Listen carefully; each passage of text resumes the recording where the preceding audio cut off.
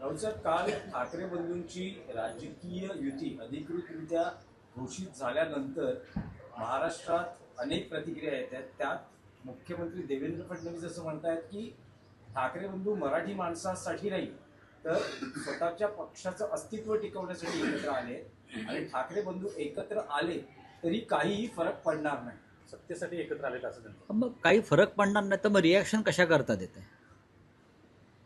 ठाकरे बंधू एकत्र आल्यामुळे काही फरक पडणार नसेल तर मग तोंडाची डबडी वाजवत्या कशाला सगळेच? अगदी काल दिवसभर त्यांचे प्रवक्त्यांच्या फौजा ही युती कशी अमुक आहे तमुक आहे वगैरे बोलत होते. त्याची गरज नाही ना, सोडून द्या ना तुम्ही. आपण 16 तारखेला याच्यावर चर्चा करू. 16 जानेवारीला बघा, ठाकरे बंधू मला सांगा की भारतीय जनता पक्षानं आणि किंवा देवेंद्र फडणवीसांनी मराठी माणसासाठी काय केलं? काय केलं? एक गोपीनाथराव मुंडे सोडले तर कधीही कोणीही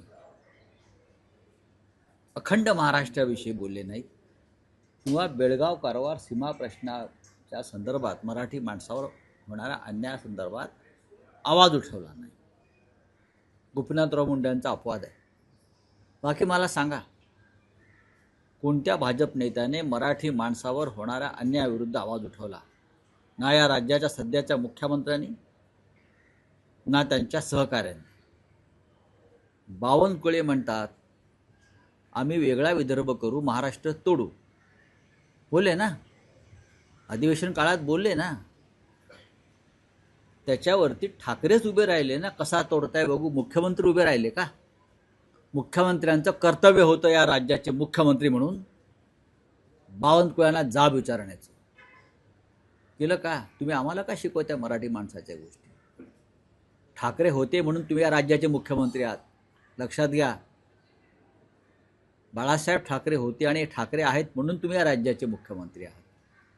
नाहीतर तुम्हाला राज्याचा तुकडा वाढून एका लहानशा तुकड्याचा मुख्यमंत्री व्हावं लागलं असतं. आम्ही ते होऊ देत नाही. ही तुमची पोटदुखी आहे. आम्ही मुंबई वेगळी होऊ देत नाही, ही तुमची पोटदुखी आहे.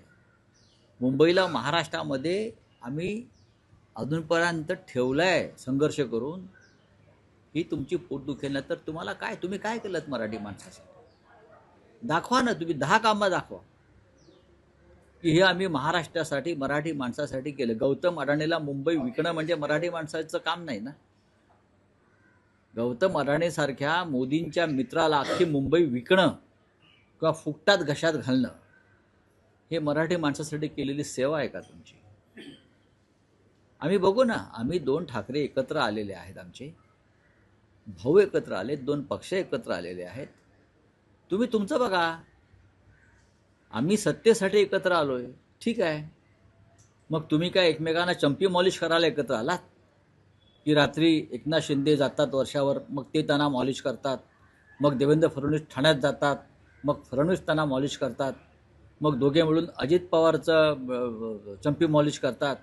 तुम्ही एकमेकांचा मालिश करायला एकत्र आलाय का?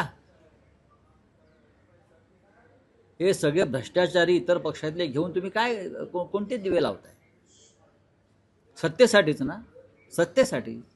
तुम्ही आमची शिवसेना फोडलीत मराठी माणसाची. हे तुमचं महाराष्ट्राचं बाबतीत केलेलं कर्तव्य. मराठी माणसाची संघटना जी बाळासाहेब ठाकरेंनी निर्माण केली ती तोडून निवडणूक आयोगाच्या माध्यमातून ती एका लफंग्याच्या हातात दिली तुम्ही. हे तुमचं मराठी प्रेम? मतभेद असतील राजकीय, पण मराठी माणसाची संघटना फोडण्याचं पाप तुम्ही केलं आहे आणि हा महाराष्ट्र तुम्हाला माफ करणार नाही आणि याचा बदला मुंबई महानगरपालिकेत घेतला जाईल. आशिष शेलार म्हणतात की कालची पत्रकार परिषद ही शॉर्ट फिल्म असेल ना. हल्ली शॉर्ट फिल्मला नोबेल पुरस्कार मिळतात किंवा ऑस्कर मिळतात. सांस्कृतिक मंत्रालयाला माहीत पाहिजे, या राज्याच्या सांस्कृतिक मंत्र्याला माहीत पाहिजे की हल्ली शॉर्ट फिल्म्स बरं आणि फिल्मपेक्षा वेब सिरीज आणि त्यांना ऑस्कर मिळतात, नोबेल मिळतात, हे सांस्कृतिक मंत्र्यांना माहीत पाहिजे. अल्ला हाफिजवर मुख्यमंत्र्यांनी त्यांचं मत मांडलंय. त्यांचं असं म्हणणं की तो कार्यक्रम जिथे झाला ते ठिकाण समजून घ्या आणि जे आज मला अल्ला हाफिजवर प्रश्न विचारतायत त्यांच्या शेजारी बसलेल्यांकडून त्यांनी आधी वंदे मातरम म्हणून घ्यावं. हो, वंदे मग मातरम मला म्हणतात. शिकवा. नाही नाही, वंदे मातरम तर आम्ही म्हणतोच. वंदे मातरम तुम्ही कधी म्हणायला लागलात? देशाच्या स्वातंत्र्य लढ्यात तुम्ही वंदे मातरम म्हटला नाही. स्वातंत्र्यानंतर 50 वर्ष मी वंदे मातरम म्हटला नाही. आता राजकीय अपरिहार्यता म्हणून तुम्हाला वंदे मातरमची आठवण झाली. या देशातल्या अनेक मुस्लिम क्रांतिकारकांनी, अशफाकुल्ला खानपासून सोलापुरात सुद्धा आमचे मुस्लिम बांधव फासावर गेले क्रांतिकारक, त्या सगळ्यांनी वंदे मातरमचा ची गर्जना करत ब्रिटिशांनी त्यांच्या भोवती जो फासाचा दोर आवळला तो त्याने आवळून घेतला आणि ते फासावर लटकले. फडणवीसांच्या पूर्वजांपैकी म्हणजे त्यांच्या वैचारिक पूर्वजांपैकी कोणी गेलंय का फासावर वंदे मातरम म्हणत? सांगावं ना. ज्यांचे लोक देशाचा तिरंगा फडकवायला तयार नाहीत, ज्यांच्या लोकांनी बॅरिस्टर जिनाबरोबर वाटाघाटी करून द्विराष्ट्रवादाचा पुरस्कार केला. श्यामाप्रसाद मुखर्जी हे मुस्लिम लीगच्या सरकारमध्ये होते तुमचे बापजादे. तुम्ही आम्हाला काय शिकवताय वंदे मातरम? देवेंद्र फडणवीस, आम्हाला शिकव नका तुम्ही. पुणे महापालिकेमध्ये 2017 साली शिवसेनेचे आणि मनसेचे एकूण ठीक आहे, सोडा. रावसाहेब, आजारी आहेत. नाराज असल्याची चर्चा आहे. बाळा नांदगावकर हे आजारी आहेत आणि 2 दिवस मी त्यांच्याशी त्याही परिस्थितीत चर्चा करतो आहे. शिवसेना आणि मनसेच्या या संपूर्ण प्रक्रियेमध्ये बाळा नांदगावकर दिवस रात्र काम करत होते. मला माहिती आहे.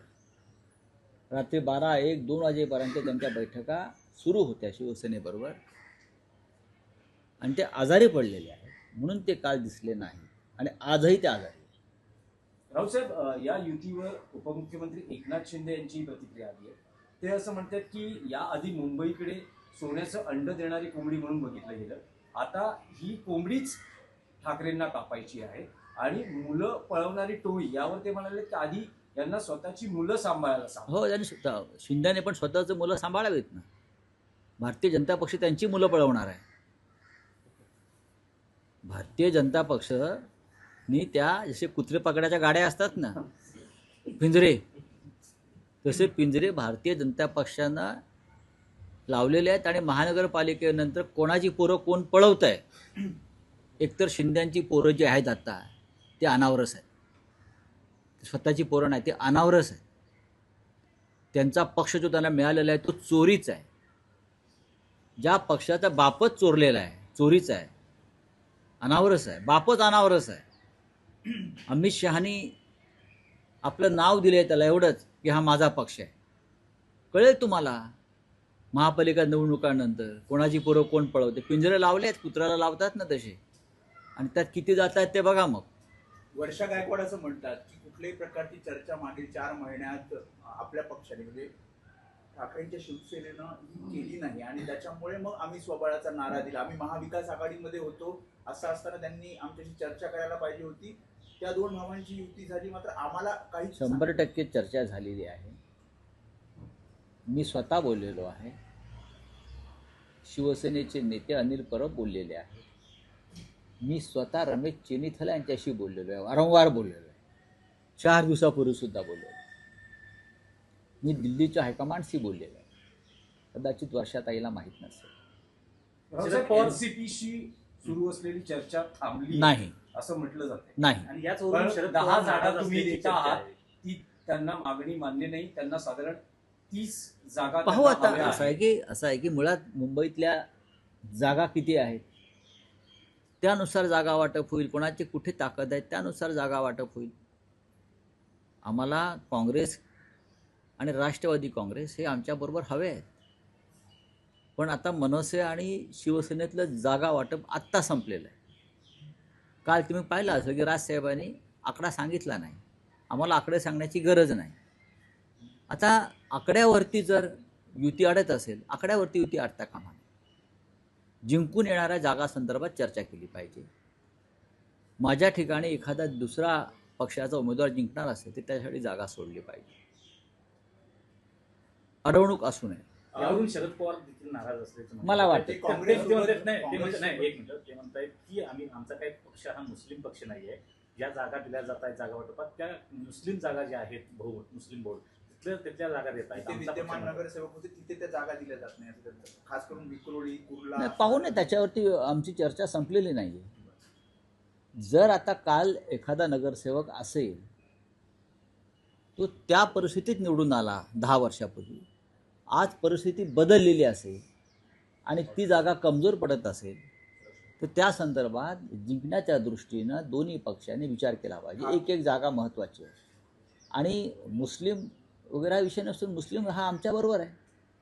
राऊत ठाकरे साहेब, बंधूंची युती होती दुसरीकडे नाशिकचे माजी महापौर हे पक्ष सोडून जात आहेत. मग जाऊ द्या, कालपर्यंत ते दुपारी 1 वाजेपर्यंत नाचत होते युती झाली म्हणून असं ठाकरे. काय झालं की नाही नाही, काहीच नाही ना. म्हणजे मला पण आश्चर्य वाटतंय की काल दुपारपर्यंत होते गुलाल उधळत भगवा हवेत फिरवत शिवसेना मनसेची युती झाली म्हणून जल्लोष करत होते हे लोक.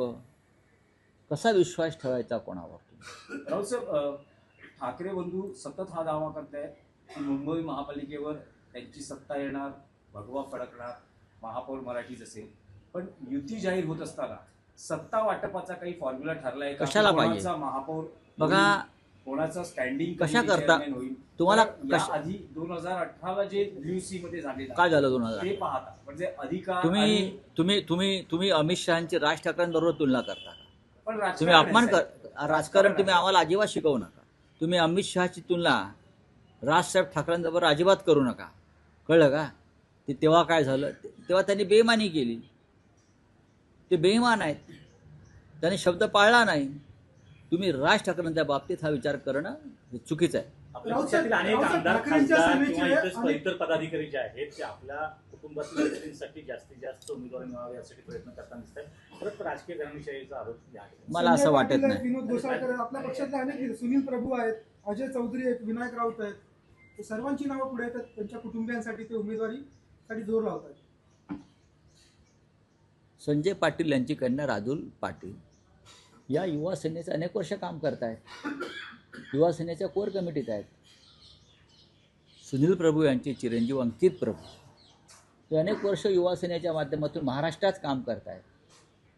हां, अजून तुम्ही कोणती नावं घ्या, मी तुम्हाला त्यांच्याविषयी माहिती द्यायला तयार आहे. दगडू नाही पण सत्तारांची पण मुलगी पण जी राऊत आहे साहेब, ती- अनेकांचा प्रयत्न आहे की आपल्या घरातच उमेदवारी राहावी. आणि- समजा जर विद्यमान नगरसेवक नसेल तर आपली पत्नी, आपला भाऊ, आपला मुलगा, तर कार्यकर्त्यांना कधी संधी मिळणार असं कार्यकर्त्यांचं काय म्हणणं आहे. ते अंकित प्रभू किंवा राजुल पटेल किंवा तुम्ही जे नावं घेताय ते कार्यकर्ते नाही आहेत का? माझे वडील कोणीतरी असतील, पण मी पण कार्य करतोय. आता मी ते आहे, सुनील राऊत काम करतायत म्हणून ते आमदार झाले, कार्यकर्तेच आहेत ना. असं अनेक ठिकाणी होतं, असं सर्वच पक्षात होत आहे. घराणेशाही सगळ्यात कुठे असेल तर तुम्ही पहा, भारतीय जनता पक्षाची घराणेशाही कुठेच नाही. चला, धन्यवाद. बोलिये. क्रिसमसच्या शुभेच्छा. नाताळाच्या पंतप्रधान गेले चर्चमध्ये, त्यांनी ट्विट केलंय सर. आणि त्यात ते व्हॅटिकनला पण जातील. नाही ते आमचे पोपच आहेत ना हिंदूंचे. विजय मल्ल्या आणि ललित मोदी तिकडे हा, त्यांनी आहेत आणि साहेब त्या व्हिडिओ ठिकाणी ट्विट केले आहेत आणि व्हिडिओ त्यांनी ट्विट केलेला आहे. खिजवलं एका प्रकारे आम्ही की सर्वात आम्ही मोठे फरार भगोडे- असं त्यांनी सर्वात मोठे आम्ही- भगोडे आम्ही सगळ्यात मोठे भगोडे आहोत. हा. मोदी उत्तर देतील ना. मोदी जातात लंडनला, भेटलं पाहिजे त्यांना. सर, आज नई मुंबई एयरपोर्ट का जो है पहला फ्लाइट जो फ्लाइंग हो चुका है, कैसे देखते हैं? अच्छी बात है. एक नया एयरपोर्ट जो अडानी के कब्जे में है वो भी, वहाँ से पहला फ्लाइट अगर आज टेक ऑफ हो रहा है तो महाराष्ट्र के लिए गर्व की बात है. और क्या है, बाकी सब कुछ अडानी का ही है. अब फ्लाइट भी अडानी के हो जाएंगे. चलिए, सर, थैंक यू. यूपी में क्रिसमस जो है वो बैन किया गया है, किस तरह देखते हैं? कहाँ? यूपी में क्रिसमस बैन किया गया है. तो मोदी चर्च में क्यों गए? अभी मुझे बताया गया कि मोदी जी चर्च में गए. करेक्ट. अगर यूपी में क्रिसमस बैन किया है तो मोदी जी चर्च में क्यों गए? वोटों के लिए गए? मोदी चर्च में अगर जाते हैं, मोदी इस देश में जो हमारे लाखों क्रिश्चियन बंधु हैं उनको नाताल या क्रिसमस की शुभकामना देने के लिए मोदी चर्च में गए सांता क्लॉज बनकर. और वहाँ के सांता क्लॉज जो है यूपी के, अपने आप को हिंदू धर्म के ठेकेदार मानते हैं. वो क्रिसमस बैन करते हैं। क्या ये देश में क्या हो रहा है पूरे विश्व में? तो मोदी ट्रम्प को आज शुभकामना नहीं देंगे क्रिसमस की? क्या मोदी आज इंग्लैंड के प्राइम मिनिस्टर को या फ्रांस के प्रेसिडेंट को क्रिसमस की बेस्ट विशेष देंगे ना? लेकिन अपने देश में उनकी एक सरकार क्रिसमस को बैन कर रही है। तर त्याचं एक